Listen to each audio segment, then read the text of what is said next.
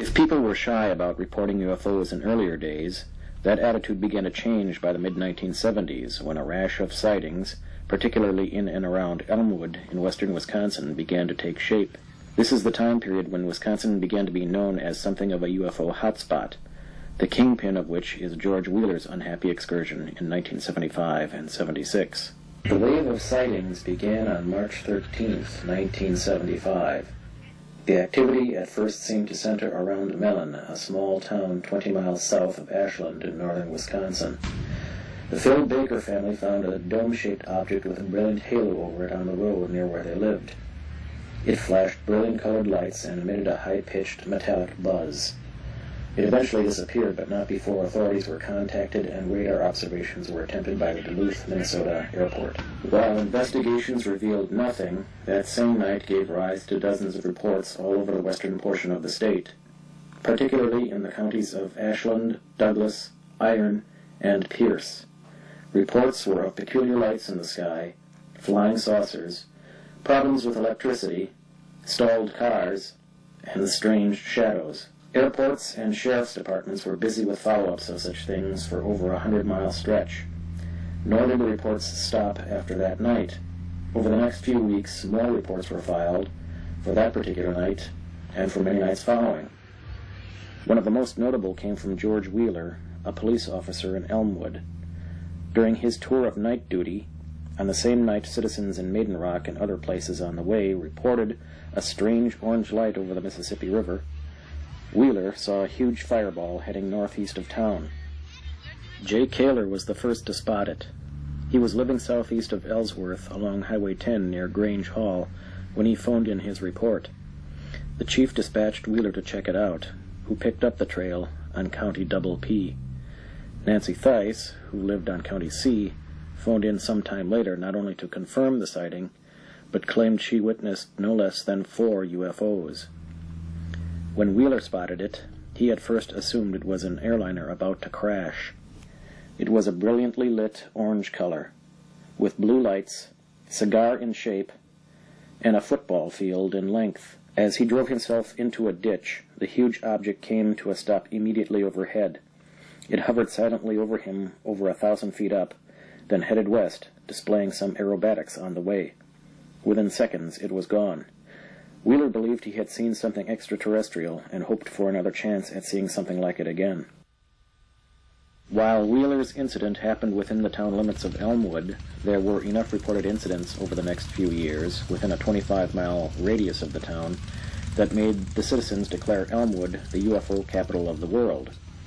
This is not to say that it actually was that by any means, but it sounded good and had a more romantic ring to it than, say, the capital of compost heaps, or anything else the townspeople might get a notion to declare themselves the capital of.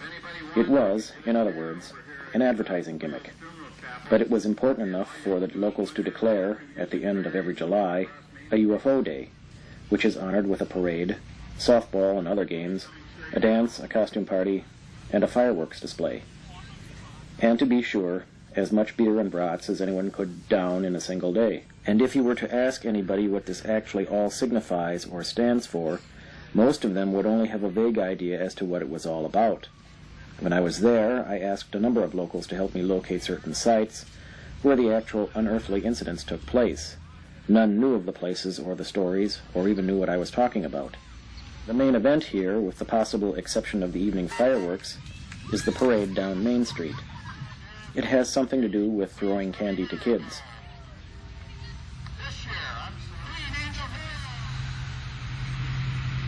And there are paunchy, middle-aged men riding around in carts.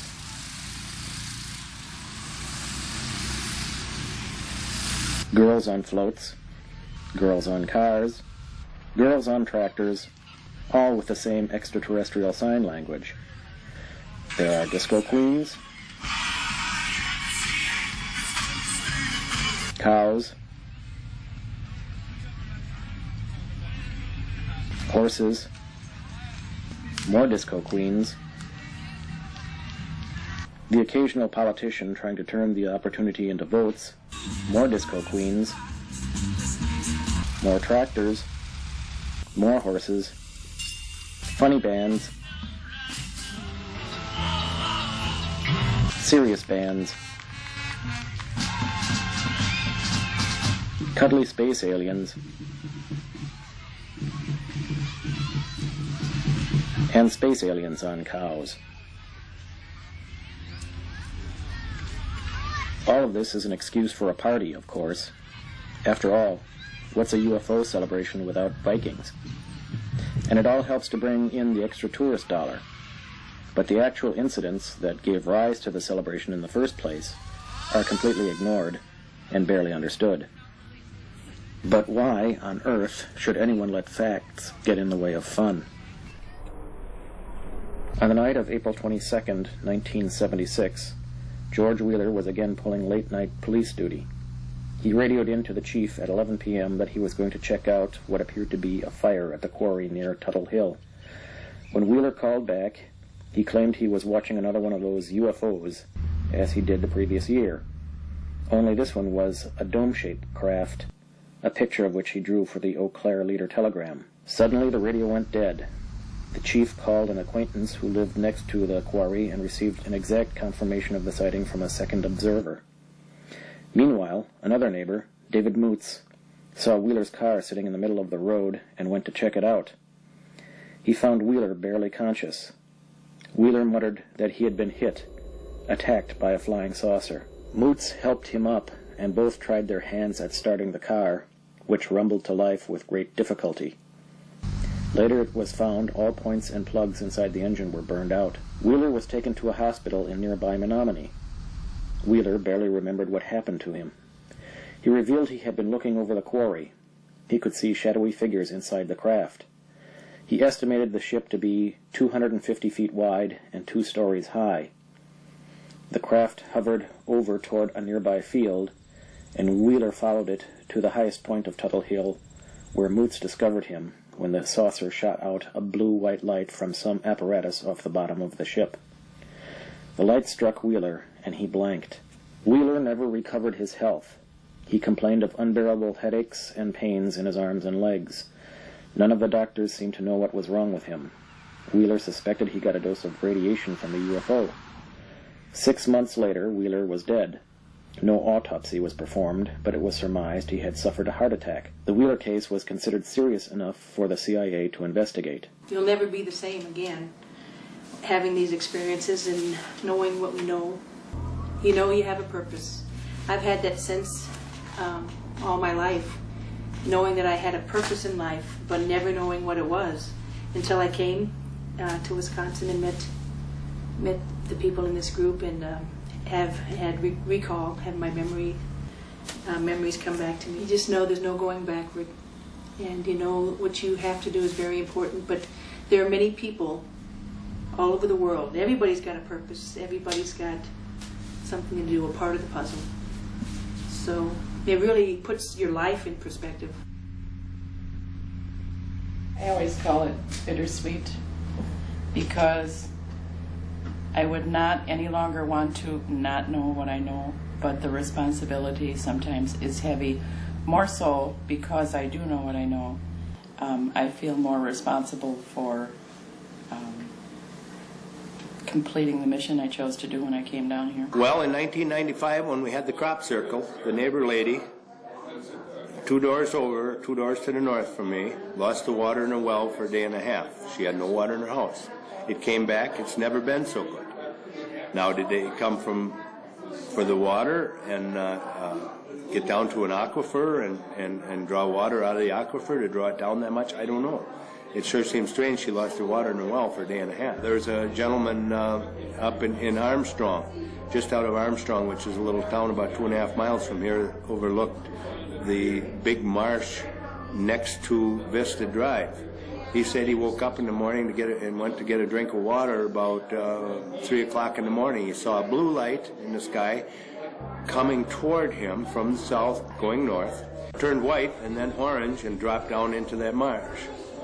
He said a few minutes later, maybe 5 minutes later, he saw it come up and it just vanished. It went just extremely fast and vanished. It could be the water that they're full. Some people have said that this area is very strong in the magnetic energies. on UFO Wisconsin, we like to post everything so that everybody else can separate the wheat from the chaff on their own basis.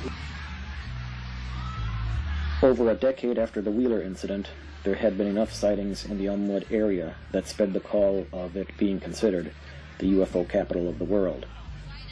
In an attempt to downplay the notion of all this being a tourism campaign, in 1988, an idea was proposed for a $25 million visitor center for alien beings. The concept had serious proponents who may have incidentally been aware such things create big business. Elmwood was to have a UFO landing facility. It was to house a gigantic beacon light shining its welcome to the stars, huge ground cover images of humans and aliens shaking hands, complete housing for up to 100 international scientists, laboratories, dining halls, a recreation center, and jobs for a support staff of 200 in a 2-square-mile complex. The would-be visitor center opened up an office and had the plan sketched out by members of NICAP. Thousands of goodwill letters poured in, but little money. In 1990, only 2 years after the project was proposed, and with only $20,000 in its account, the office closed, and the project was declared dead.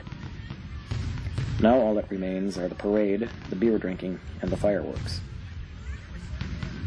There are those who believe they are star people, that is, aliens themselves. You may be among them.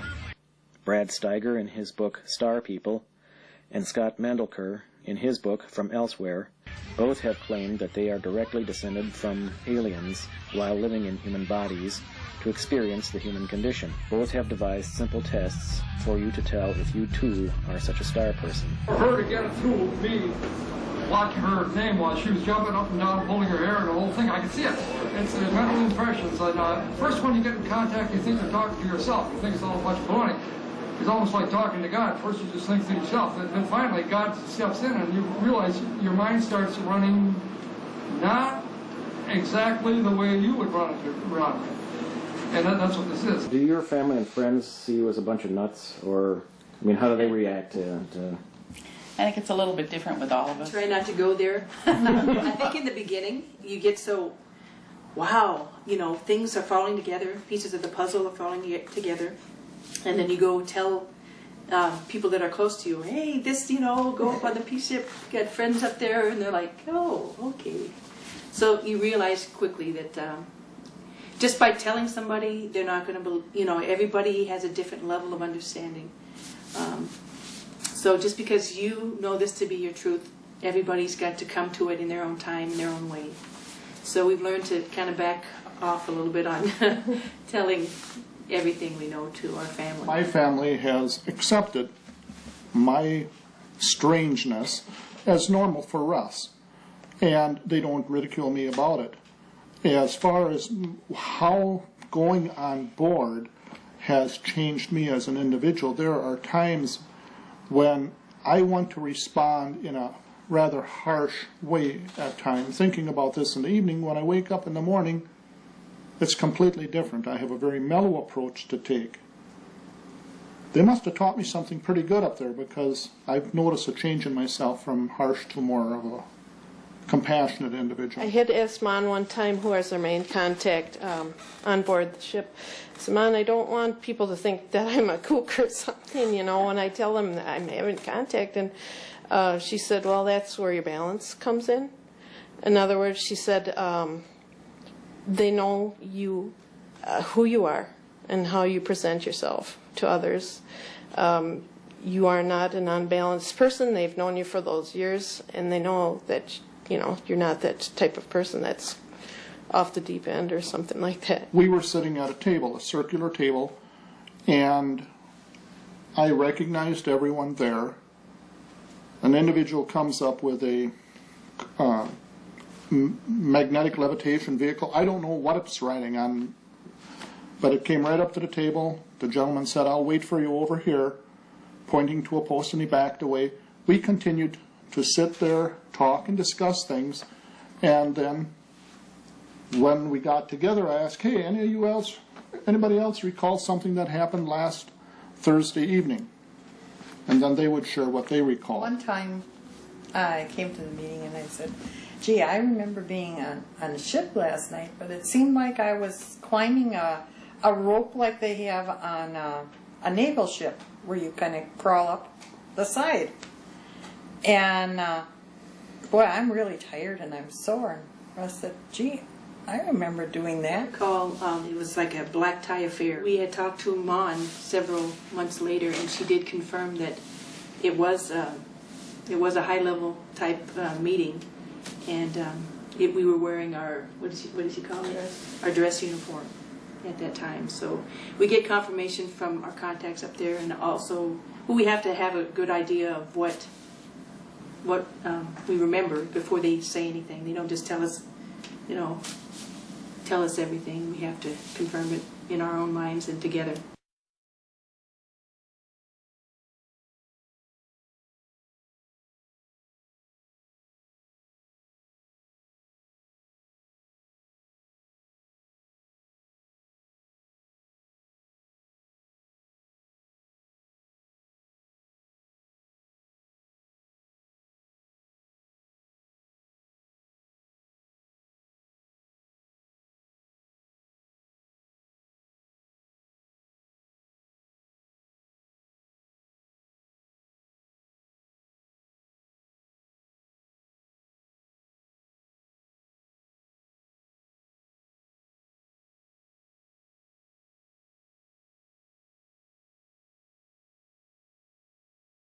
Meanwhile, aborted spaceports aside, the parties continue every summer as people wait for their favorite spacemen to land and say hi.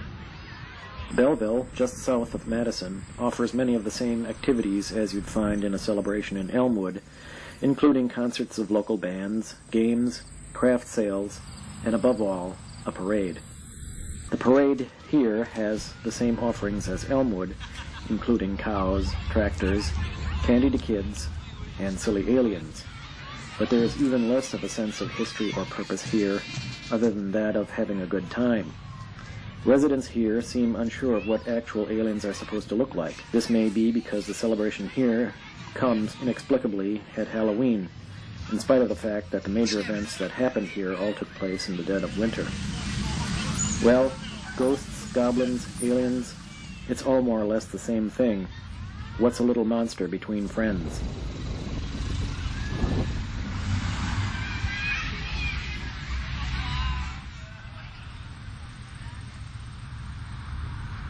On January 15, 1987, Glenn Casmar of the Belleville Police saw a clump of bright red, white, and blue lights in the night sky while out on patrol. 6 hours later, he and a civilian friend followed those lights out on Quarry Road, 3 miles west of town. The FAA was notified, but neither Milwaukee nor Chicago airports could pick the object up on radar, nor did it respond to radio calls. Deputies in both Dane and Greene counties also picked up the lights, and by 3 a.m., 4 squad cars were stationed at Quarry Road. Casmar followed the object into nearby Monticello until it disappeared. For the next 2 months, there was a profusion of sightings in the south-central Wisconsin area. On March 8th of the same year, Levon Freidig and her son Bill found a cigar-shaped object hovering over the woods near their home, and H. Funseth and F. Gotchenauer saw the same while riding south on Highway 69.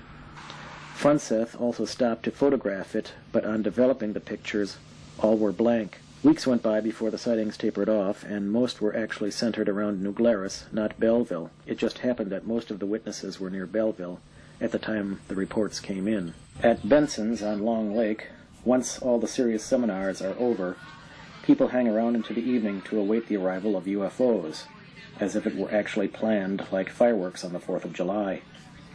They line up as if awaiting rock stars, and when night falls, at least on this occasion, darned if their patience wasn't rewarded. I sat and watched, along with my camera and the others, as one after another of a series of orange balls of light lofted themselves dreamily into the air over the north end of the lake.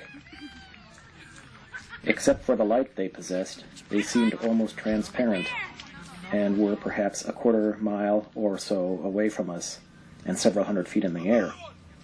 At that distance, they couldn't have been more than the size of a pickup truck, or rowboat in diameter. And they were probably even smaller than that, sometimes referred to as plasma balls, and could be interpreted or misinterpreted as ball lightning or St. Elmo's fire. They hardly seemed to be spacecraft, yet it was hard to imagine what they actually were, especially when they began to blink, seemingly in response to a child's winking flashlight. On July 22nd this year, 2002, we had a very interesting sighting at Dundee, Wisconsin, Long Lake at Benson's Hideaway. Apparently 6 objects floated across the sky, reported in orange, red color. Some flashed, disappeared. I wasn't present for all the sightings, but I got to see a lot of the video that we have here at UFO Wisconsin analyzed. Half believe that what we seen that night were actually UFO and they were making a presence known. The other half is very doubtful that the objects in the sky were UFO, alien-driven craft.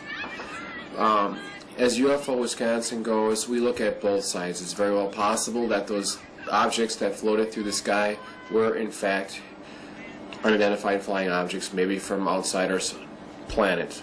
The other fact that you have to look at is that UFO Days is a publicized event. This was the 12th annual convening of this little get-together, and it provides plenty of opportunity for hoaxers to put something together and launch it. At nights, I noticed that the object showed up, and it was my intention to possibly find out if it was hoaxed, to find the source of the launch point. When the first object appeared, myself and Jim Aho took off in the car to try to track down this source of light. As we're leaving the parking lot of Bill Benson's, we noticed a car was pulling out ahead of us, and at that time we didn't connect any possibility that this car may be involved. As we were leaving, we followed it unintentionally, and it just happened to be going the same place that we noticed that the lights were originating from, which was down a dark fire lane in the Kettle Moraine forest. We got down to the end, they got out of the car, they asked what we were doing, we said we're checking out some lights that everybody's been seeing. They said something like, oh yeah, we know about them. At that point in time, I realized that no one knew where we were. It was awful dark down there, we didn't feel safe, so we left. We made it back to Bell Benson's to see the last object floating across the sky, which was a greenish object, fairly low. Listened to everybody's reports, looked at some video. Well, the next morning we were camping out at Benson's campground. We decided to go back to that area that we encountered the 2 men to take a look around. We found fresh tire marks on state property. We found tea candles, and we found also a large plastic bag, which was kind of suspicious. Now, we cannot connect these to the 2 individuals that we seen last night. Is all we can say is we found these objects in the same area. So the jury's still out. Was it real or was it hoax? We don't know unless somebody comes forward and says that they hoaxed it and shows us how. It's the only way we're going to know. So it's very well possible that either scenario is true. For what came next, my camera was unprepared, for the object was too dim for me to pick up.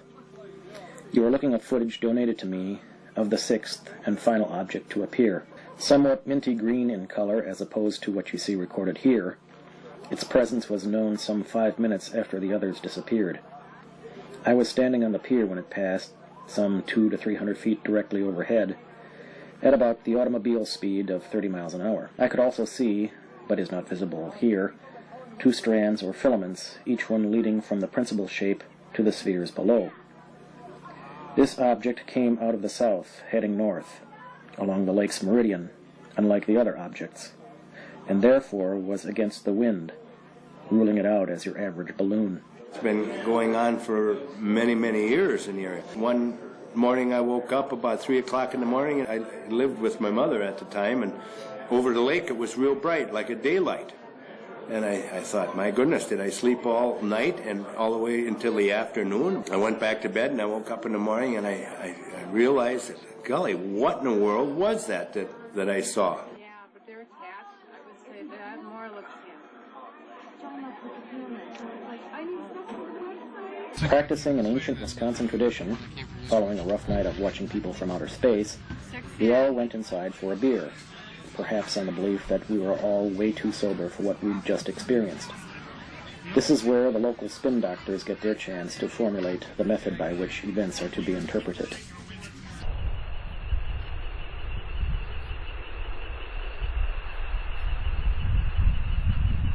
I found a big rock by my mother. It appeared to be a rock. It was very light. It was very black. And it was just as light as a feather. It looked like a rock. I took a piece of it and hit it with a sledgehammer, and it just totally disintegrated. But it was so hard that I could not even scratch it. On March 20th, 1988, Jay Salter and his son were heading south on Highway 1461 through Reedstown on their way to Illinois. They accidentally went off their course following the Highway 14 split. It was nearing 6:30 p.m. when they found themselves near the stretch at Richland Center, where the two-lane highway becomes 4. Checking the map, they discovered they had been on the wrong highway and were missing time. The following morning, they started out to make up some mileage when they encountered a bright light in the sky. It flew directly over their pickup, and they could make out its saucer shape. Months later, both began having recall of their missing time. In June of 1989, they retraced their steps to Pierce Spring Road, where it winds through the woods and eventually meets County ZZ. Both recalled being pulled over where their pickup was examined by 4-foot-tall, frail humanoids with large heads and big black eyes, perhaps as many as 6 aliens. A tall human of hybrid nature was among them. They were led through the woods to a spot under a large tree in a grove, where the scene suddenly switches to a brightly lighted room, and implants are inserted into their noses and chests. The scene suddenly switches back to that spot in the woods. The hybrid leads them back to their truck and tells them telepathically that they will all meet again someday. After this incident, Salter noticed a change in his metabolism. His healing powers have speeded up, and his hair grows faster. He also immediately stopped smoking without side effects, and his psychic sensitivities have increased. 99 or the year 2000, a fellow went out hunting in the spring for turkeys, so they get out early in the morning. And this was up to the north of here, up near the Kettle Moraine State Prison, in the public land area up there. And they went out to hunt turkeys, and he said the light rose, or everything got real bright for just a couple of seconds. It's 4 o'clock in the morning, and then it got dark again. I talked to another fellow from Kewaskum, which is about 14, 15 miles from here. He lives outside of Kewaskum, and he said he was going turkey hunting that same morning at the precise time, and he says the whole sky lit up at that time.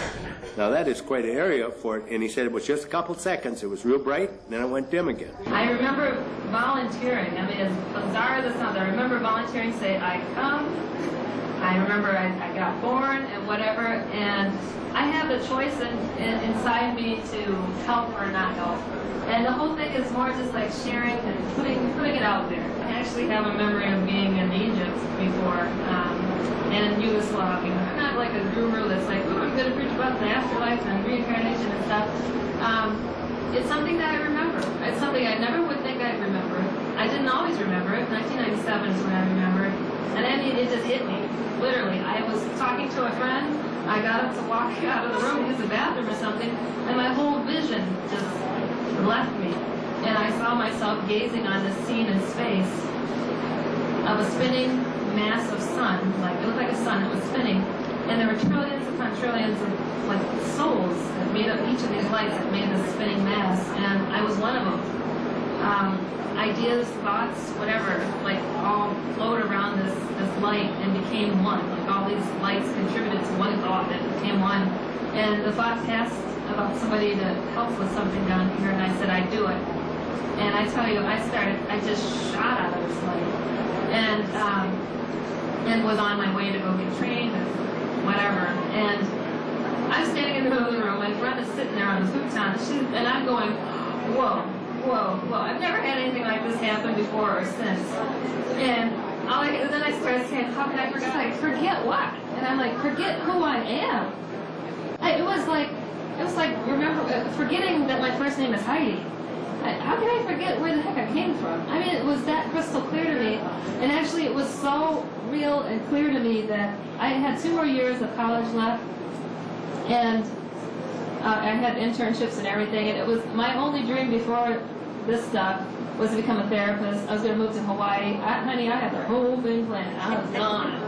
And after that, and I remembered everything, I told my friend, like, I remember what I came here for. I'm not supposed to be a therapist. Oh, I gotta go call school right now so I could cancel school. I was just like, I got, nothing else mattered. I remembered, and there was nothing anybody could tell me to change my mind. It was that real to me. And I still hold true to it today. And it's not easy because I could surely make a whole lot of money as a therapist in what I'm doing right now. And a lot of people don't know why I'm doing it. I'm like, because I remember, and it drives me that hard.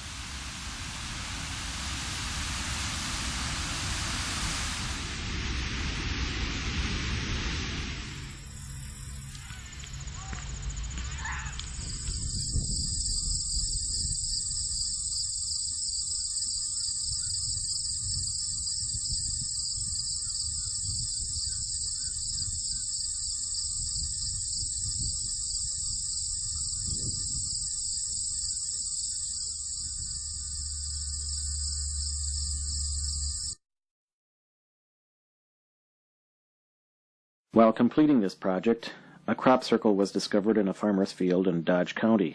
The farmer was present at the time it happened in broad daylight and claimed it was created by a windstorm or dust devil.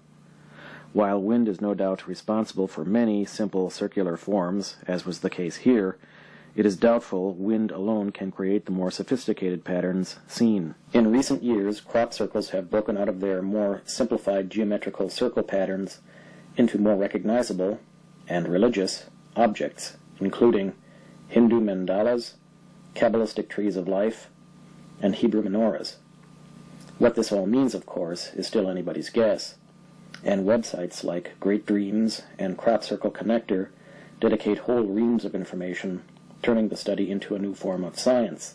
Perhaps the weirdest formation to date took place in Winchester, Hampshire, England, on August 15th, 2002, in which appeared the image of a rather dour-looking Hollywood movie-type alien next to a disc.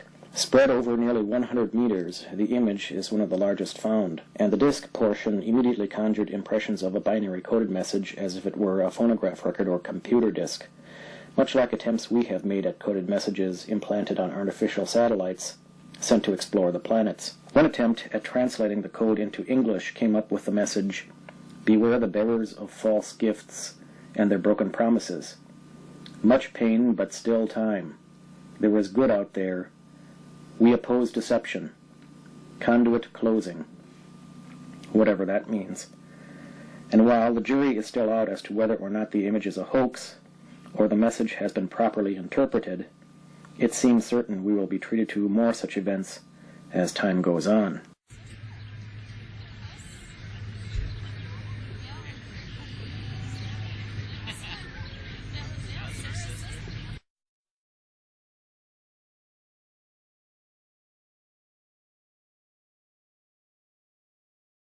Guys that like to get you on the side of the road, and you don't remember how you got there and you got missing time sort of thing, it's usually not a good thing. And they usually make you forget what happened to you, because if you knew what happened to you, you might be able to be on your P's and Q's with it and defend yourself. But they hide for a reason. Good guys, you don't get your full memories for another reason. Good guys don't allow you to have your full memories while you're here, so you're not cheating. Because to work from the outside in and to know all that happens in the universe or whatever is just not, it's not a good thing, because then you're influencing people from the outside in. I mean, you have to reach for it from the inside out. If you're born here and you don't have your memories and then you happen to get them later on in life, well, you work for that. So there's a big difference, and you don't remember some of the contacts that happen with them to protect them as well as you. The bad guys hang around, they abduct you or whatever, but then sometimes you have these really positive experiences, maybe with the good guys. I mean, maybe they're not shape-shifting, and why that is usually where there's bad, there's good. And if you stop this negative contact that's going on, the good contact comes in more. These alien beings are highly advanced spiritually as well as technologically. They do not abduct, conduct experiments, or harm anyone in any way. If they initiate contact and you are afraid, they will back away. If they don't, run. Those are the negative beings. They want to make us believe that they have the right to control us. Some of these aliens claim that they have changed our DNA, and some of them have. And that seeing that they created us, they have the right to treat us like lab rats and slaves. They want to make sure that we do not succeed to the next higher vibrational level that this planet is going through. It's a natural process. It's nothing we should be afraid of. The problem with the bad aliens is they not only want our soul, they want the planet Earth for themselves. And we have got to fight. The gray aliens have made a pact with the reptilians, and that's basically why that the good aliens have come here. We really weren't chosen for contact. We volunteered to come here at this time. And anyone who's into the paranormal stuff are probably volunteers that have come here, just haven't woken up yet. Look at the paradigm shift that has occurred in the generation we are a part of. Our grandparents never believed in extraterrestrials or life in space. We put a man on the moon. What is going on Earth is two factions are fighting each other for control of this planet. Extraterrestrials have told us this planet will not be destroyed. To show a little naked alien that I've seen a lot of, I can actually joke with this alien. You know, they say aliens don't have a sense of humor, they don't understand emotions. Some of them do. He doesn't understand the full range of emotions, but at least he has a sense of humor. I even went so far as to ask him why he sits on a metal chair naked. I'm like, I asked him, do your cheeks tend to stick? You know, and and he's like, well, every cheek tends to stick. And I was just rolling, and I could barely breathe, and I said, if my cheek stuck to the chair, I'd throw something on him. This creature's name is C-A-F-T-H, Calf. My roommate at the time, she'd seen aliens. Before she moved into my apartment, I warned her, I said, look, I got aliens. She said, well, your demons can't touch me, whatever. I'm like, okay, whatever. She moves on in anyways. They're seeing this stuff, and I was all into it and talking on the subject that it was a subject she didn't really care to talk about. You know, my friends and I were nuts and cult members and whatever, and so it was just a taboo subject, so we weren't allowed to talk on it. One day, 1997, she's driving along to go to downtown Milwaukee's School of the Arts there, broad daylight, when an alien jumps on the hood of her car. It was a sparkling see-through being, shoved its head through the windshield of her car and started relaying messages to her. And she said it was really strange. It had a real calming effect to it, because I did ask her why she didn't freak out that this alien's on her hood of her car like that. I knew she had to have a lot of questions on her mind as to what she had been seeing all this time while she was living with me. So she automatically started asking it questions and seeing, you know, who they were and what were they doing. And I said, well, you know, I'm an alien and da-da-da-da. She said, but the most incredible part about this being, when it went to respond to her, it felt like she was at a dentist's office and her mouth became numb and her jaw started slapping up and down, and it answered her through her.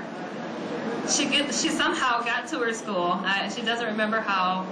And when she's sitting in one of her drawing classes, when this being shows up again and starts charging her with some kind of energy or something, and she started just gyrating, I guess, in the class, and she didn't want to make them think that she was, you know, falling out or something.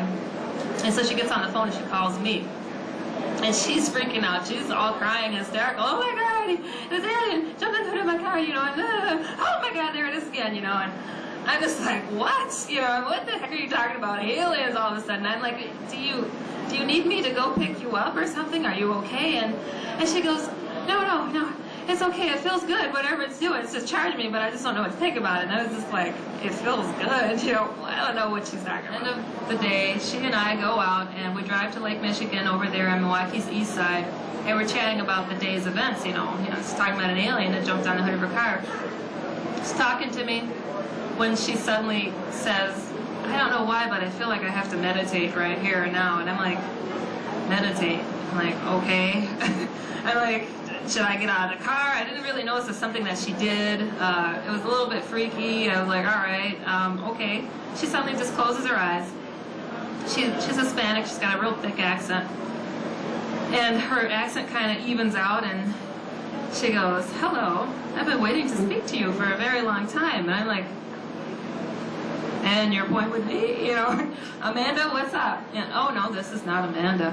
I'm like, it's not Amanda. I'm like, oh, really? You know, we're going to play a game. You know, I didn't know what to think about it.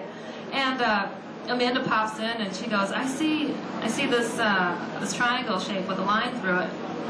And I'm like, well, what the heck is that about? And, you know, I had been in the presence of somebody that started doing this spontaneous, like what people call channeling. I hate that word. Spelled out the name C-A-F-T-H, and I said calf. And the voice came back with a reduced accent and goes, ew, I hate the way your human mouths form my name. And I'm like, well, excuse me, you know, what the heck, you know, that's a blow on humans. And I'm like, so who are you? Oh, I'm an alien. And I'm like, where are you? Oh, I'm in a ship up high. And I'm like, oh, really? Can you show yourself? Oh, no. You know, the ship is too far off. And I'm like, well, can you show yourself? And it's like, oh, okay, give me a second. And it's like, well, can you see me now? And I'm like, what? And I'm like, hold on. And like the car started filling up with this warm hum. I don't even know how to describe it. And this smoky, pinky, fleshy colored figure formed between us and between the seats there. And I'm like, oh, I think I see something. I said, but it's kind of fuzzy. And he said, oh, that can't be helped. You have weak human eyes. And I'm like, dang, another blow on humans. I was like, all right, whatever's going on here. He started talking to us a little bit right then and there, giving us a little background on who he was. And it pops back and is like, so what was that? She's like, oh my God, oh my God, oh my God. She's just like, you know, an alien, it's an alien, it's an alien. And I'm like, it's an alien. I'm like, and it was talking about some pretty personal things that had happened to me in my life, like losing my mother and, you know, things that there's no way that Amanda could know and stuff. It started actually the contact that I had with him. And I started having memories of seeing him, dealing with him, talking with him. When she would go into her little meditative state, she doesn't like to be thought of as being weird, which is one of her reasons why she is not here. She's not into this subject. We revealed a lot of situations and what's going on with the different kinds of aliens, and that's how I actually came to understand what I do right now, and in my own remembering of different alien concepts. I wasn't the type of person or being or whatever that would lay everything out for you. He'd kind of keep you guessing, and you know, like, why the heck are you here, type of thing. You know, what do you want? You know, and he wasn't there to just lay it out. He wanted us to ask the right questions. I started off trying to understand some of my dreams and what was happening with them because they were so vivid, so lucid. And people say, you know, dreams are dreams. Why do I remember these dreams for a lifetime then that involve aliens, end of the world, cataclysmic events, type of stuff? It's because I don't think they're just regular dreams.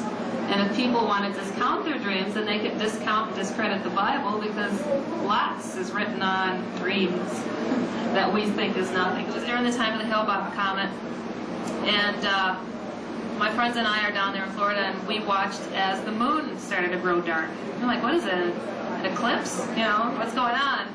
And then a large ship popped up in front of the moon and started dragging it across the sky, and it drug it at such an angle it looked like it hit the earth.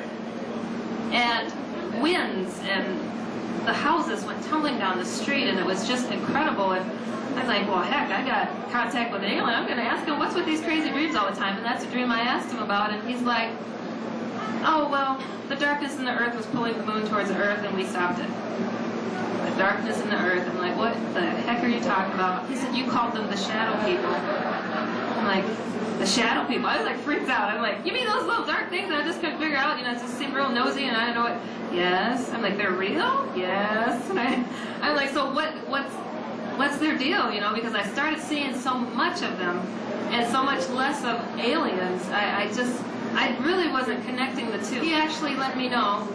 You know, people talk about these underground bases and whatnot, with how some of these different beings and crafts and stuff are being seen coming out from underground and from under lakes and doing whatnot. And a lot of people having these vivid memories of being in underground facilities of some sort. And Cass's like, well, yeah, you know, these beings live under the surface. And like, so that's the darkness in the earth. And he's like, well, he explained to me at a later time, and the memories that came forward on this also, that the shadows influenced these other beings. And he corrected me to call them just shadows instead of people, shadow people. He said there's nothing people about it. They influenced these different creatures and aliens and whatnot, and they pretty much enslaved them. And they reside in the center of the earth or in our oceans and whatnot. Okay, and what are they doing with these people that are being taken there? And he's like, they're torturing them. And I'm like, hold on. And I was like, dude, where are you going? You know, they're torturing them. The souls of the individuals. Oftentimes when people have alien contact, it's not just their physical bodies that are taken. Oftentimes it's just their inner self that's taken. And he said the souls of these people are literally being taken down there and tortured. And I'm like, for what pleasure? It's like, well, these beings feed off from negative energy. Fear is a huge one. I bet they have like a huge underground base right under Six Flags. People are screaming going down the roller coaster ride. Something that they thrive and they live for. And I was like, well, okay, that sounds very much like, okay, these things are shapeless, they can change into anything. That sounds like hell. Like, maybe, perhaps by chance, this has something to do with what they've written about long ago. You know, people are talking about aliens and ships being underground and underground bases, alien bases. And he's like, essentially, yes. And I'm like, well, this is horrible. You know, personally, I have wiped out all thought of hell out of my head, you know, and I'm not a religious person or anything like that, and here this alien is telling me about hell. It is also a cyclical thing. The planet has gone through this before. It's a pole shift, and it's part of an evolutionary process where the vibration of the planet increases each time it goes through a pole shift up into a higher level of vibration and a higher level of spiritual awareness, growth. It's part of the human growth. It's happened before, it's going to happen again. However, our alien friends have told us that this shift could be as gentle as a sunrise or sunset, or it could be as violent as man can comprehend or beyond comprehension.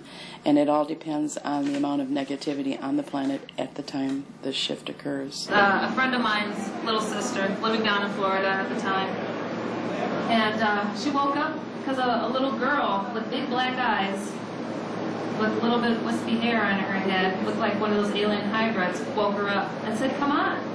She said, come on, what are you talking about? She's like, just come on. And pulls her real hard out of her bed and starts walking towards the wall. And she's like, I can't go through the wall. And she's like, yeah, you can, you know, and she pulled her right through the wall. And she told me, she's like, Heidi, it was like a tunnel, like that was dug in the ground or something, and we kept walking. It was slanting down.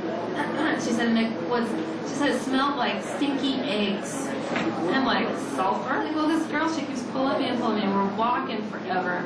And she's like, it was getting really, really hot and smellier. And I told her, I'm like, please let me go. I can't take the heat. And she gave me the example that, I don't know if you guys have been to like Six Flags pyrotechnic, where they have like fire explosions, and you feel like for one more second you're going to start on fire. She told me, she's like, it was a lot of like, you know, when we're at Six Flags and that fire was right by us. She said, I thought I was going to start a fire, and I had to fight this girl to break free. And she said, I ran and I ran and I ran. She said, I was running forever. Then I bust through the wall and I just jumped in my bed. Where was she going? People are talking about going to these underground bases. Here's this alien hybrid-looking child dragging another child to something that resembles hell. The world has been a conceptual battleground for most of recorded history. Rubinsky and Wiseman, who did a study on the subject of ultimate ends, found a human preoccupation with the end of everything permeating most human myth and folklore, which usually includes some form of good versus evil apocalypse. In some cases, as with the Aztec Empire, it came true. Often it doesn't, especially when a date has been set. Such was the case of Charles Russell, the spiritual father of the Jehovah's Witnesses, who predicted the end of all earthly kingdoms in 1914. His prediction was not entirely false, though. World War I did bring an end to most imperial powers, but the aftermath left something to be desired. History is replete with predictions of apocalypses and great changes, from millennium changes to plagues to crusades. The world continues on.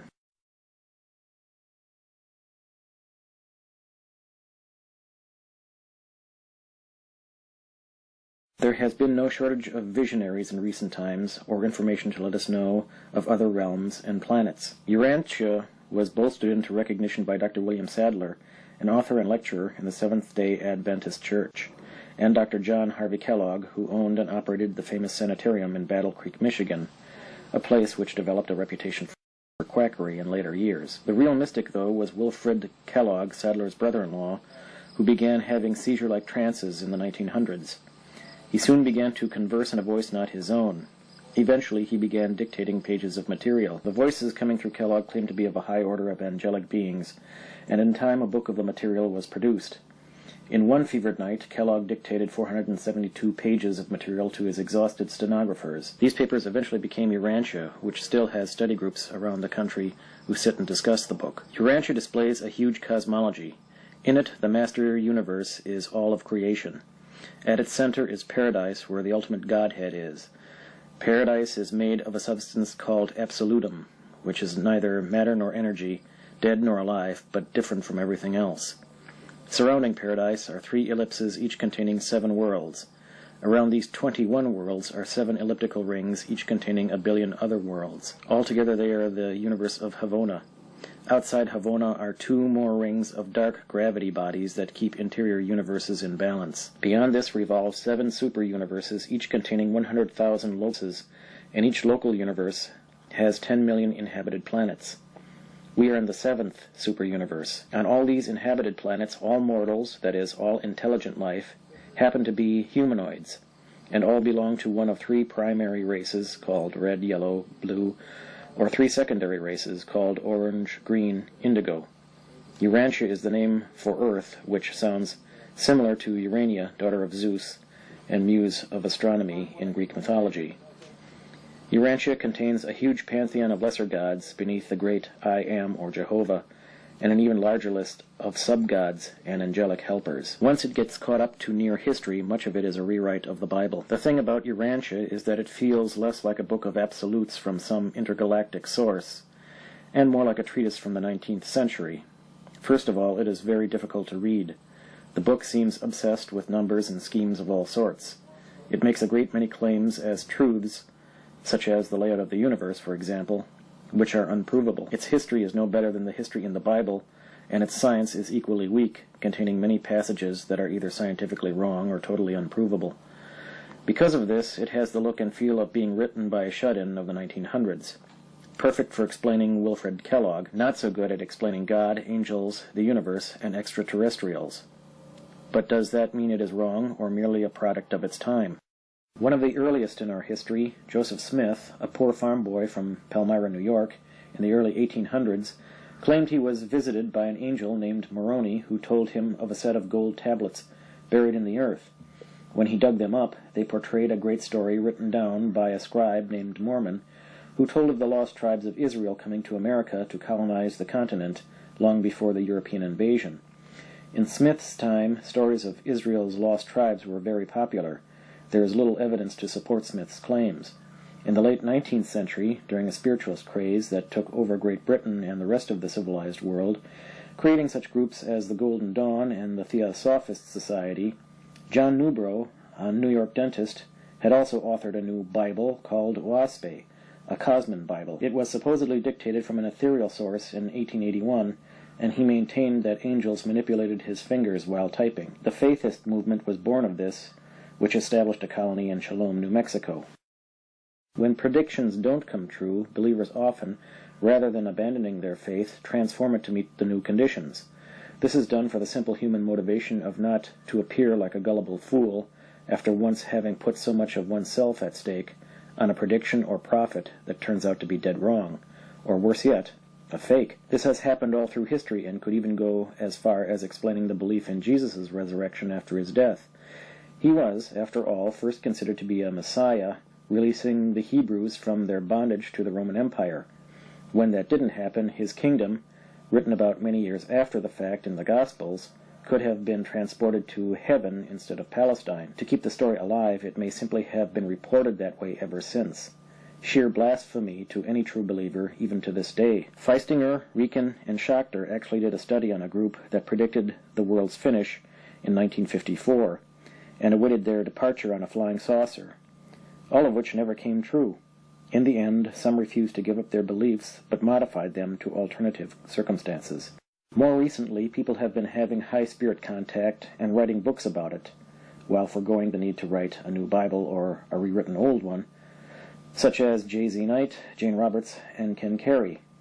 Some of these deal with human and universal origins, and they frequently disagree with each other on these points. Sometimes they do parallel each other, but with noticeable differences. For instance, some sources, like Urantia, barely mention extraterrestrial visitation at all, while others claim ancient astronauts were seminal in crafting humanity. And some of these sources claim to be extraterrestrials themselves, in websites like Zeta or Hollis's Calf, or some are just spiritual good guys like Cryon. All put forward answers to people's burning philosophical questions about life and the universe. This does not necessarily make them all wrong or addle-brained nonsense, especially since many offer true inspiration. For clearly whoever is seeing angels or aliens and reporting what they say is greatly influenced by their own personalities, as well as by their geographical and cultural place and time. This makes all such information speculative, and is certainly someone's doctoral thesis waiting to happen, as well as a new science, comparing all of these points, to be born. He looks like Casper the Friendly Ghost, but he's kind of a bright green. He doesn't have a sense of humor. He's very much more into the spiritual matters of things, but very kind, very, very warm. Doesn't need a ship to get around it. A lot of people think these aliens all go in ships, kind of wispy even, like a ghost, like that side of my body. I don't always have physical contact. Sometimes they just take me right out of my body, which is, I feel, is my natural form more. The higher power, I call him God, would not let a shift like this occur without pre-warning people. And I think he pre-warns to help you realign your priorities. Those we know for a fact that do not raise their vibrational levels, their spirituality will not survive this pole shift. Therefore, I think these warnings or prophecies are always necessary. These aliens have say that they do not predict. We as man can change anything. So when they tell us something might happen, they say, well, there's like a 54% that this could happen at around this time. But they say that we have the power to change anything that is predicted into the future. Half and his type do not like the Greys and what they're doing. I can't say all the Greys are bad, as I mentioned before. This type are actually here to try to stop the kind of contact and abductions that's going on. A lot of people say, well, why don't they just come down and fix everything for us? If they actually came down and fixed everything for us and not be a part of this experience, that's kind of cheating. And to explain that these Greys, they're not from here. They're not working amongst us. They're actually working from the outside in. You know, they're pulling strings. They're trying to change things. And if you want a species to survive on this planet, you don't mess with their habitat too much. But they're messing with us. They're messing with our habitat. They're messing with a lot. And beings like him actually work from the inside out. They're actually trying to encourage people to stand up on their own for themselves. They even send down beings like themselves to be born into these forms and to try to, work amongst people and to change things. But we're not, they're not given their full memory. And actually, I do remember myself as being one of those types of beings that volunteered to be born to try to change things. Realized and recalled that I had volunteered to be born here to help wake people up and to stand their ground against alien abductions. Alien, demonic, whatever you want to call it, however you want to classify it, it's all one and the same. One of the things that prompts discussion is news articles. Hey, did you hear about this large iceberg breaking off of Antarctic? Or someone will say, hey, I saw a thing on television. Since I was in the military, I like to follow new military technology, and you hear about HARP and ELF, and you start asking questions. How is this affecting humanity? Can this affect a person's mindset? One thing the aliens have told us, that technology without spirituality to control it can run wild. And on this planet, we don't have any control, any spiritual control over the technology. It's a poor commentary on humanity that our most brilliant young minds are researching ever more efficient means and ways to kill each other. Sources are real, and the government's responsible for building these craft using your tax dollars. So what I'm trying to do is raise public awareness to expose these black programs, because the technology associated with these programs would have such a geopolitical effect that it would revolutionize the entire world. And we wouldn't have internal combustion engines polluting the skies anymore with jet engines. We wouldn't have to worry about that. And the reason why they're keeping this secret is because if they didn't let this information out to the public, think of what would happen to your oil companies and your mom and pop brake pad store, your oil industries, and all the different, infrastructure that's been built up. That's why they can't release this, because they got to keep on, they're building jet engines because it's still profitable for them to do so. It's really, it boils down to money, just about like anything else. It's the financial reason why they're keeping it secret, and I just hope that, we can all sometime in the future benefit from this technology, and hopefully we'll be able to be right up there with the echelon group that is controlling this. They have not given us our answers. They have made us work for them, because that is the only way to do it. We wanted to know why the message, what their message was. And basically their message was love, compassion, and understanding mankind. Number one thing is stay in the light of the Creator. That's the only safe place to be. Yes, there is a battle going on right now, and we are the center of it. And it's up to us to stand and not let this happen. You are witnessing the creation of a new and global mythology. It is a mixture of science, religion, philosophy, and history, and like all true mythologies, it satisfies the requirements, as Joseph Campbell described them, in getting people in touch with the universe at large, giving them a sense of wonder, defining the mores and barriers of our society as it steps into the future, and finds a person his place in the cosmos. And it comes from the researcher in the field, the theoretician, the guy in the bar spinning stories, many of them hearsay, and the innocent having personal contact with the unexplained. The term myth has often been abused into meaning a pack of lies on which we rely, but Campbell knew that humans, for all their pretended modern sophistication, always have and constantly still invent mythologies because the human psyche needs to. It is what defines the parameters of our lives. Myths, according to Joseph Campbell, were never meant entirely for describing, analyzing, and explaining the causes of things. Myths are merely symbols. Language itself is a series of symbols of ideas. Myths are for relating the human being to his environment. And rituals are not meant for controlling nature. Rather, they put one in accord with nature. We are entering a new paradigm of nature from that of our predecessors, a reality based on an expanded cosmology and quantum physics. As we enter this new environment, it is only natural we have a new mythology that relates us to it. We have been using science to define our paradigm, but there is a catch. We cannot leave off of what we perceive without a quick look at how and why we perceive. we immediately see that there are at least two major schools of thought, depending on which hemisphere you come from. Joseph Campbell noted that in the West, consciousness was perceived as a function of the brain. In the East, the brain is considered an organ that is a function of consciousness. The West thinks in terms of science. The East thinks in terms of philosophy. In Western religious thought, God, deity, is fact, and energy comes through him. In Eastern religious thought, energy is nature, and deity, God, is personification of it. The UFO alien phenomenon is also seen in this light, depending on where you are. Yet in Immanuel Kant's critique of pure reason, all of our knowledge and experience are conditioned by the organs of knowledge and experience. Antecedent to the experience of anything is our knowledge of time and space. Everything comes to us in the field of time and space. What if we could change this somehow?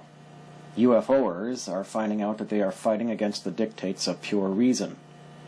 Continuing on with Kant's Foundations of Metaphysics, it is argued, how is it that we can make determinations of here and there, and know that what applies to time-space here applies also there? The laws of space-time, it can be argued, are in our own minds. And by what does one measure and predict? Things only. And what does that describe? What does one search for?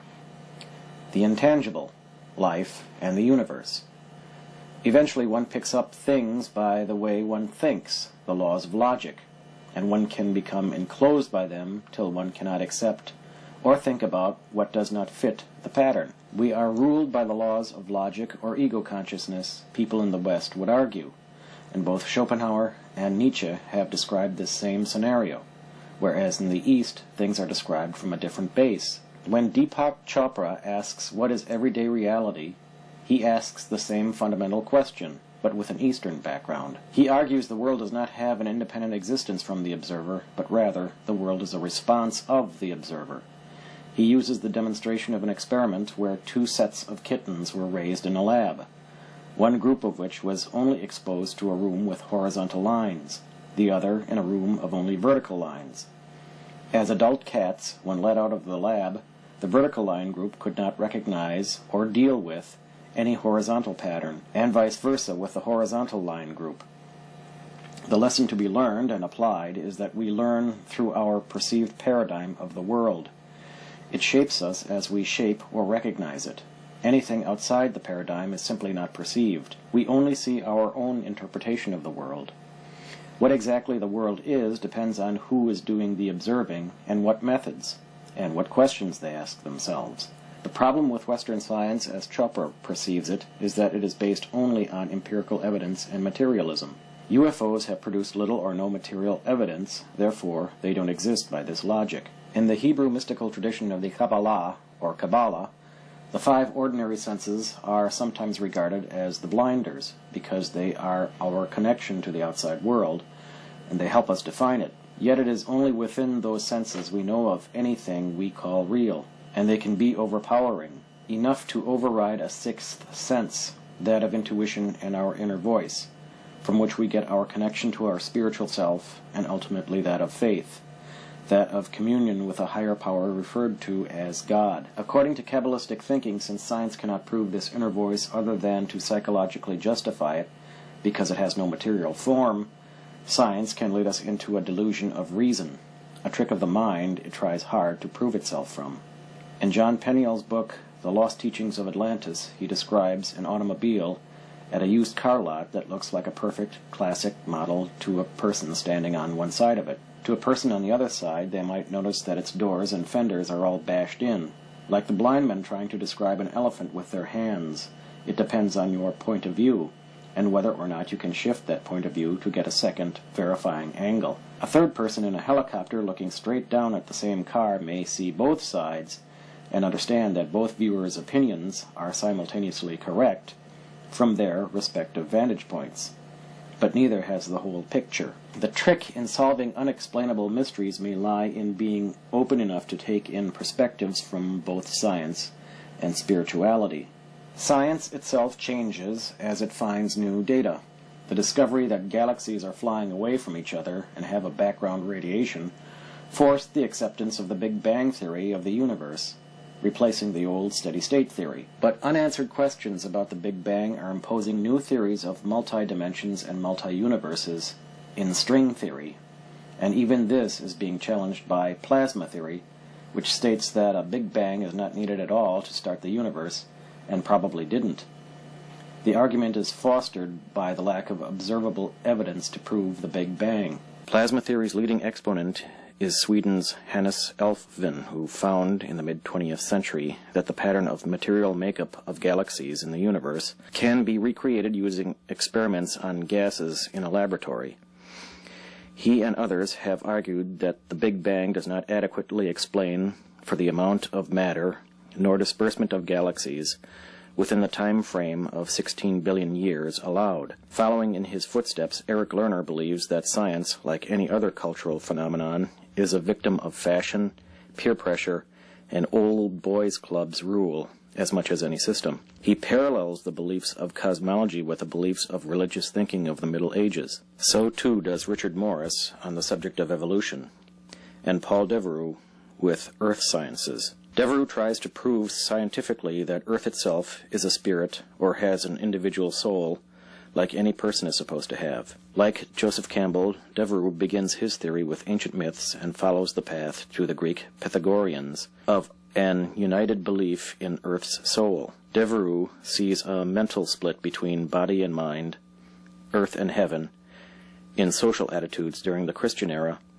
that subjugated the earth to an inanimate dead landscape via the rise of objectivity. This became especially true during the Renaissance and the following Enlightenment. In the case of Lerner and plasma theory, Lerner argues the fashion since the mid-20th century is to come up with more and more theories based on less and less evidence and field study, as the practice of science split into those who gather evidence and those who make conjectures about it. In the case of Devereux and the Earth's soul, Devereux believes that contemporary society has gotten so far away from being psychically in tune with the Earth that people can't help but ignore it and pollute it. Devereux tries to prove the universe itself is made up of magnetic webs, and the Earth more so.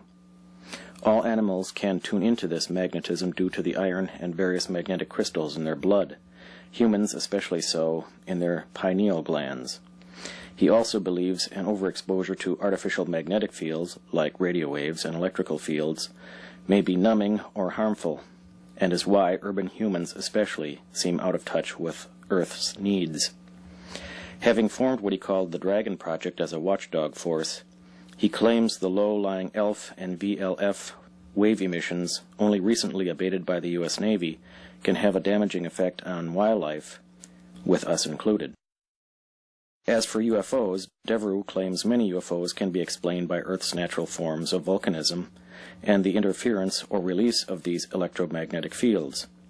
In the past, referred to as angels and fairies, they may be processes of the Earth mind we have since lost touch with. As for the science versus spirituality question, Dr. T. Lee Bauman relates how many scientists now dispute various theories on evolution itself and how, by mathematical computations, have theorized that the ability to create an amino acid flux out of the components of early Earth, develop them into a bacterium, and have that bacterium develop into all the life forms now visible on Earth, would take many more billions of years than the universe has been around.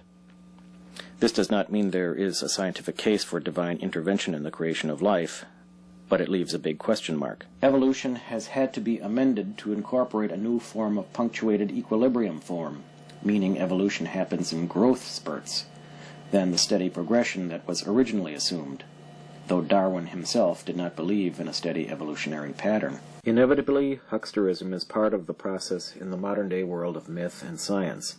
Quackery can prevail in all its guises. While this film was being prepared, an organization claiming connections with ancient astronauts announced to the world the first human clone, derived from extraterrestrial techniques.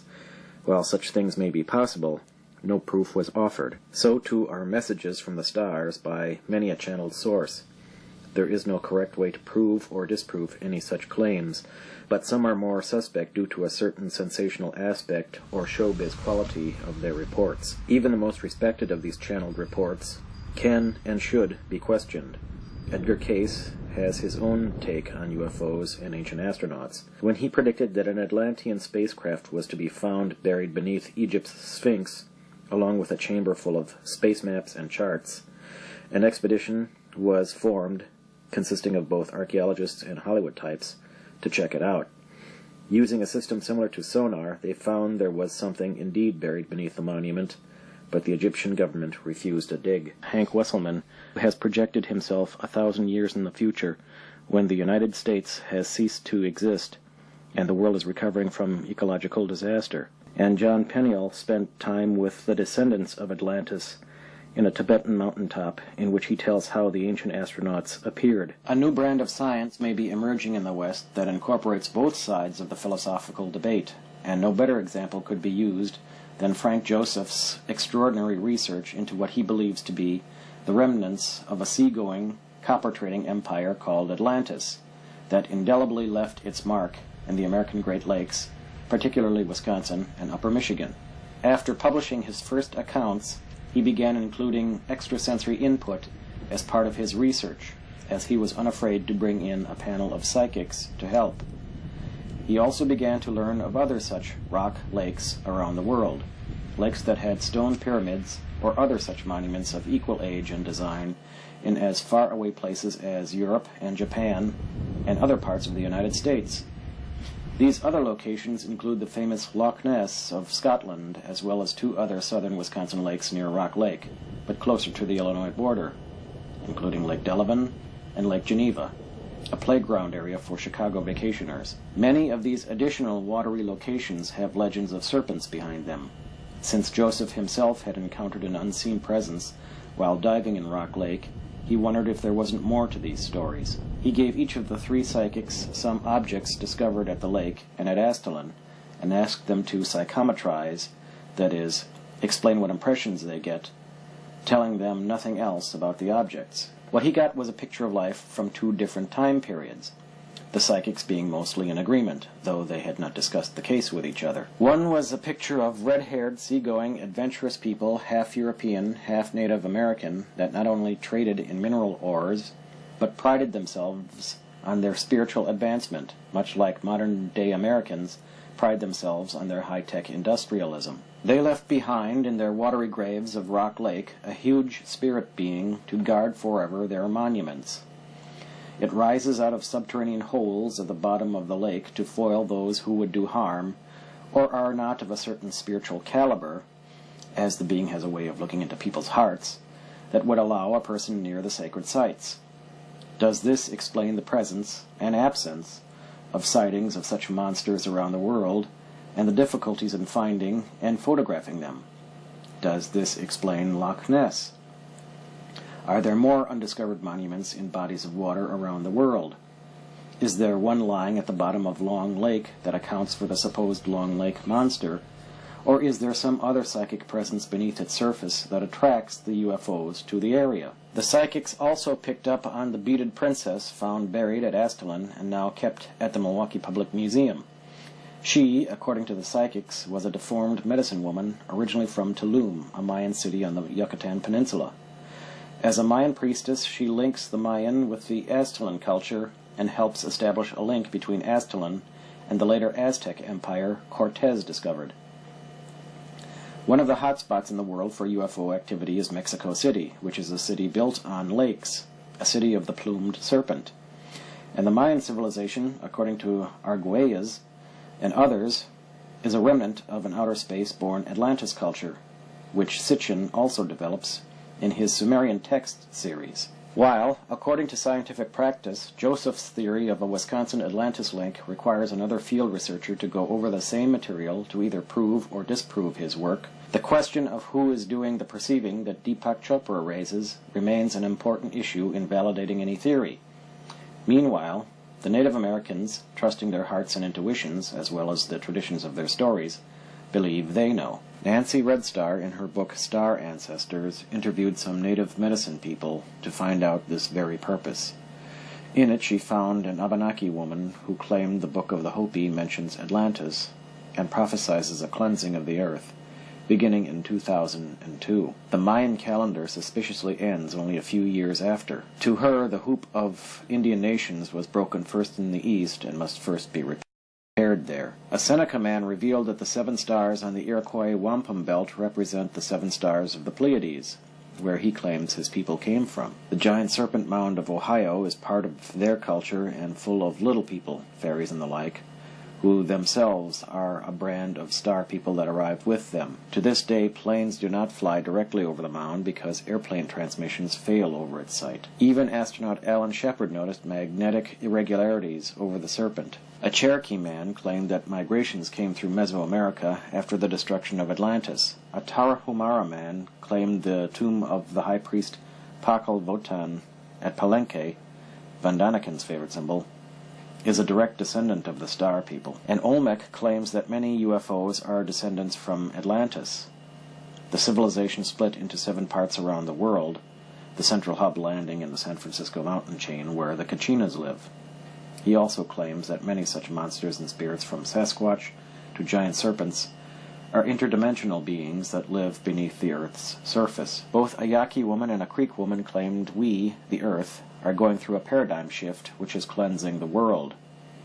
And a Choctaw Cherokee man claims all planets and stars are populated, at least with spirit beings. The moment a planet or star starts forming from gas, it has a centralized spirit. Other spirits come to maintain flow of energy and the forces of the elements. He claims there has been discord in the spirit world. We were sent to be the arms and legs of spirit, learn attachments, and work through the discord.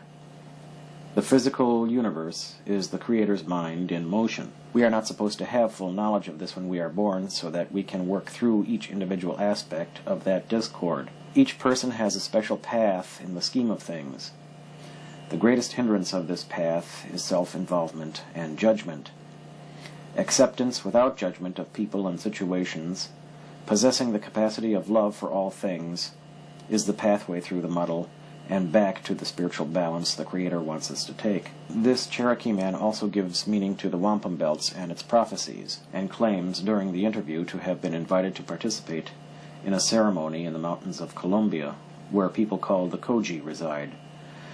The Koji are a special group of spiritual healers whose lifelong task it is to deal directly with the spirit of Earth itself, to understand, balance, and heal the Earth in all its various spiritual energies. They communicate mostly with telepathy and may travel the world in secret to troubled locations to help heal the sore spots of the world. The Koji claim to be a tribal priesthood society that are direct descendants from ancient astronauts come from the stars. Their existence even predates Atlantis, or that other antediluvian empire Lemuria, of which we know even less. But if all this Atlantis outer space stuff is true, even partially, what happened to make this culture disappear? Their absence is as mysterious as that of the dinosaurs. While the Lightside group, the native medicine people, and others tout the effects of a paradigm shift, pole shift, or other such millennium crossover that sounds much like the end of the world stuff we've heard about, what can really be said? In John White's book on the subject, he goes into detail examining the causes of possible pole shifts in history and in the geological record, as well as the history of the various theories of pole shifts. He has even found maps predating Columbus that accurately depict the Americas and Antarctica. While there is much that is circumstantial and much that is inconclusive, there is enough evidence to support the theory that not only does the Earth, which acts like a big magnet due to its iron core, undergo periodic pole shifts, often causing drastic climate changes, it may be undergoing one right now. Certainly over the period of the 1990s and early 21st century, we have experienced a pronounced degree in weather changes, an increase in storms, floods, droughts, earthquakes, and a series of social upheavals, like the war on terrorism, that leave discussions about Nostradamus apropos, and indicates there may be something to this after all. The magnetic pole has a habit of wandering, not by much, almost on a daily basis anyway.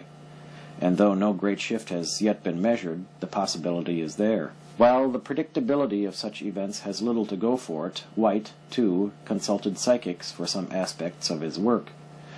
They indicated to him a link between human consciousness and geophysical behavior, and the conclusion they have come to is that of a natural process of terrestrial cleansing and consciousness raising. And the solution are for people to be more spiritual, more God-conscious, rather than material or self-conscious. That may seem like an idiotic non sequitur to a practical atheist, but it does fit in with the Christian fundamentalist notion of the rapture, however far-fetched such things may be.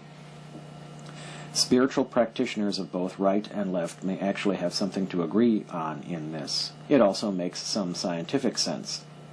If we are more conscious of the earth, we are less likely to damage it. If channeled sources can indeed be counted on for accurate information, then perhaps the spirit force calling itself Cryon offers insight.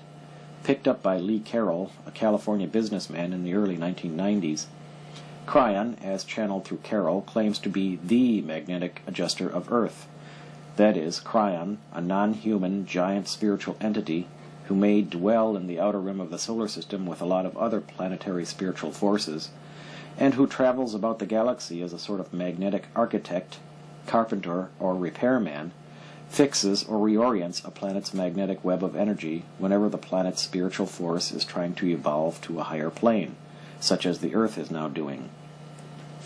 Cryon claims to have arrived about 1992 this time around, and planned his, or rather its, departure in 2002. Cryon's job is to do exactly that, make a terrestrial pole shift of its magnetic force, change the ley lines of the web. It is a subtle adjustment, but one that will cause all sorts of environmental changes for the planet, as well as social changes for humans. That this may create a sort of cleansing process or a purgation of old energies should not come as a surprise.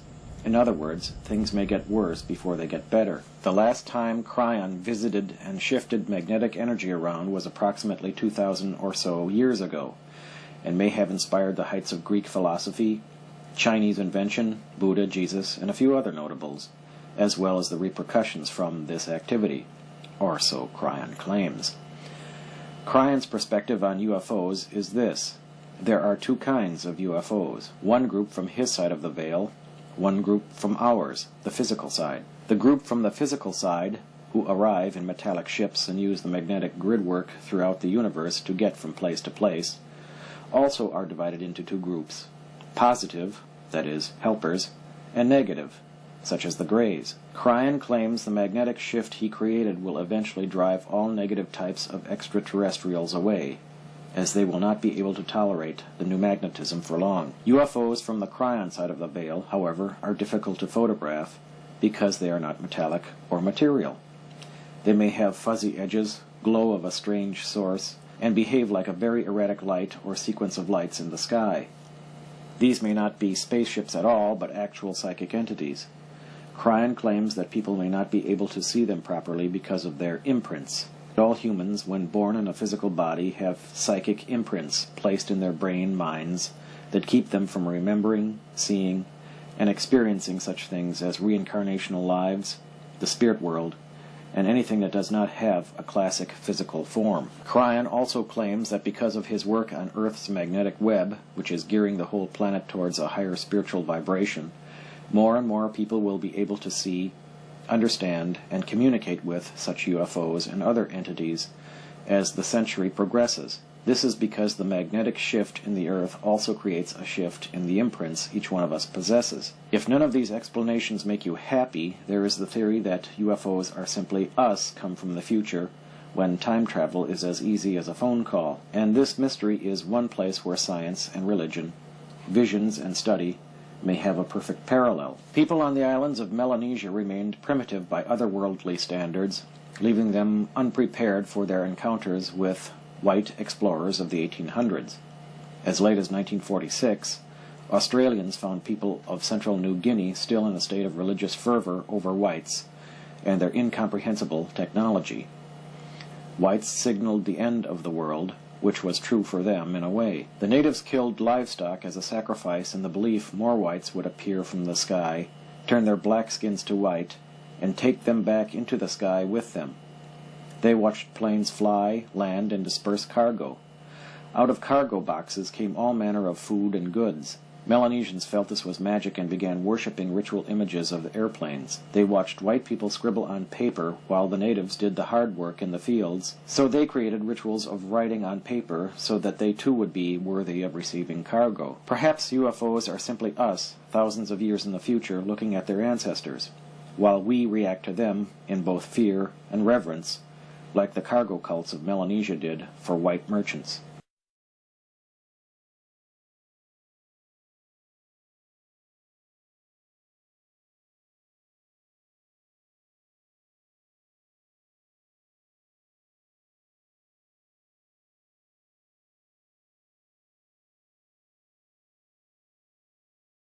While gathering information for this project, I discovered how dreadful most of the reports were. Anything over 10 years old was virtually worthless. People had died or moved on, buildings torn down, roads renamed. There was little remaining to check facts. A lot has to do with the insecurity of reporting such things because of perceived ridicule. This has less to do with the worry over being perceived as mad, as a cultural superstition left over from medieval times, when if you didn't believe what the church or whoever was in power did, you were considered an outcast. This is just an update of that form. While often it is merely weather anomalies that make up strange sightings, there is unquestioningly a phenomenon of some sort happening to millions of people. Without proof, all such hypotheses remain idle fantasies. The trend toward the sensational began when Kenneth Arnold flew his plane over Washington state in pursuit of lights and coined the term flying saucers. But the Roswell incident, shortly after, at the beginning of the Cold War, brought sensation to a fever pitch. Conspiracy theories about government cover-up brought the mystery full swing. When Betty and Barney Hill released their story of their abduction, it was the most detailed and famous encounter up to that point. Under hypnosis, Betty Hill was even able to draw a map of the star chart of where their abductors came from. Years later, it was proven to be accurate, although Mrs. Hill had no knowledge of the stars located in the constellation of Reticulum, in the southern hemisphere, where her captors belong. Nor is Reticulum the only place where E.T. may go home. Robert K.G. Temple, several years before, and unaware of von Daniken's findings, found an elaborate mythology of the Dogon tribe in Africa, who claimed to be descendants of an ancestral race from the star Sirius. Actually a double star, no planet has yet been discovered in this region, but the knowledge the Dogon have of it is striking. Finally, there is the government itself in its quasi-openness and subsequent secrecy that is perhaps the greatest spinner of tales. Opening up a huge swath of land in the Nevada desert, in an area marked Geographic Area 51, in and around the Groom Lake dry bed area, the government built a secret testing station for spy planes during the Cold War, and to this day refuses to acknowledge that it exists. It has only been photographed in its entirety by Soviet spy cameras. The wreckage of the Roswell spacecraft was supposedly taken here, but years later, an engineer named Bob Lazar, who allegedly worked at Area 51, told his story of the goings-on to the press. The Tester Corporation even made a plastic model based on the Lazar design he claimed was being created in Nevada using alien technology. Nor is Area 51 the actual secret base for this. The real hiding zone is designated as S4 near the dry bed of Papoose Lake on the other side of the mountain. And Bob Lazar? All records of him have vanished. He may be alive or dead, but he no longer exists. And where did the government find this alien technology? Actually, it supposedly did not come from Roswell, but from another not-so-crash site outside of Kingman, Arizona in 1953. In that less publicized event, a spaceship landed safely, its 4 alien astronauts intact and healthy, in some secret deal or arrangement with the United States government. An insider codenamed Falcon went before the press with some knowledge of the Majestic 12, the original Truman Committee appointed to oversee all this, and verified that there is a secret government within the Pentagon that has control over all these things. He also mentioned that one of the alien survivors of the Roswell crash is either still alive or hung around long enough to dictate a book of memoirs or autobiography of its life on its home planet. Sometimes referred to as the Yellow Book, this document is kept highly secret, and though it would no doubt last high and long on the New York Times bestseller list, not to mention movie rights, video games, and Happy Meals, all worth billions of dollars, Still, precious little info leaks of this stuff. Few come forward and say, "I've worked at Area 51." So speculation rises. Rachel, Nevada, a trailer park close to Groom Lake, boasts its own truck stop, hideaway, meeting place, and souvenir shop based on all the speculations. And off Highway 375, near a rancher's black mailbox, the closest one can get to the site, people gather every night to watch the lights and wonder what's going on. Yet despite this disparity of science versus belief, myth versus empiricism, it is Lee Bauman who tells us of the inevitability of the merger of these two systems of thought and gives the examples that ultimately from faith to matter, all things are made of light. Down the road there can't help but be a reconciliation of both halves of the whole.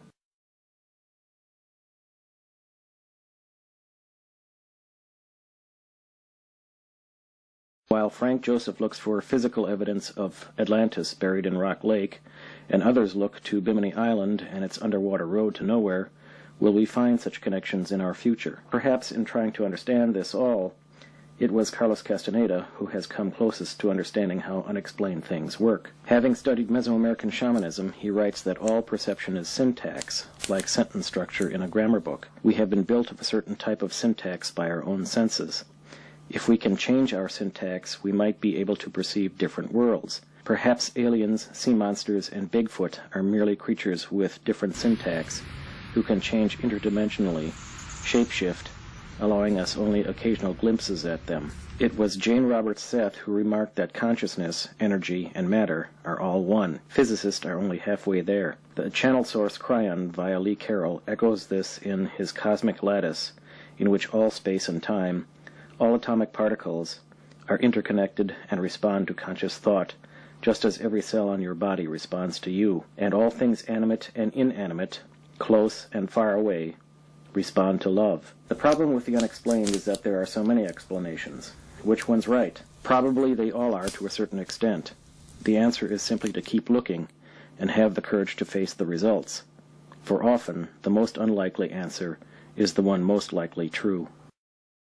A lot of people wonder, why me? Why was I chosen? What makes me so special? And I tell them, a lot of people that have this kind of contact or even abductions, even though they're not very positive, they actually remember agreeing to the kind of contact that they have, whether through hypnosis or a very deep knowing that they agreed to it on some level. Myself, I actually remember agreeing to do and have the contact that I have right now. So I think it gives me that opportunity to be able to see things that most people don't see. I see ghosts. I see angelic-like beings, and I also see aliens. But it's not something that solely is on me, because my two full-blooded sisters also have that kind of ability to see things that most people can't see. If you ask my younger sister what I used to say and do to her the most when she was a kid, she'd say, Heidi would pinch me and say, "You're not real, the little people made you." I had a really hard time trying to decipher between what was real and what was not, because I'd see things so often that most people disregarded. As a teenager, it got a little bit easier, but I started to find a way to just block it. More than just seeing things, I felt things more. I wasn't one to be constantly watching things, I think I was schizophrenic or something, but I would feel presences, I would see shadows, I see outlines of things. Now I wouldn't get totally full, clear pictures. As I got older, I started to get more comfortable with it. Talking with other people really helps. It's lonely to see things by yourself. With the company of one of my best friends moving in with me, it was very, very nice to have somebody that sits right alongside you, see things too. And I'm an artist and she's an artist, and we both would draw out what we're seeing and confirm with each other. So it was nice, and she actually sees things clearer than I do, so that was even better because she'd see tons more than me. I like to see more people get involved in the UFO enigma. I like to see it taken more seriously, more funds appropriated for appropriate research. If you look at all the reports and evidence that's gathered so far, It may not be conclusive evidence, but it's substantial enough to say, hey, something is taking place. If millions of people were coming down with an illness that the doctors couldn't figure out, funds would be pumped into it left and right to figure out what was going on. But this is the only type of research that no one really cares about. There is something happening, and we need to have more of a commitment from everybody to help figure it out. A year after I began this project, I returned to the celebration at Long Lake. This time, nothing happened.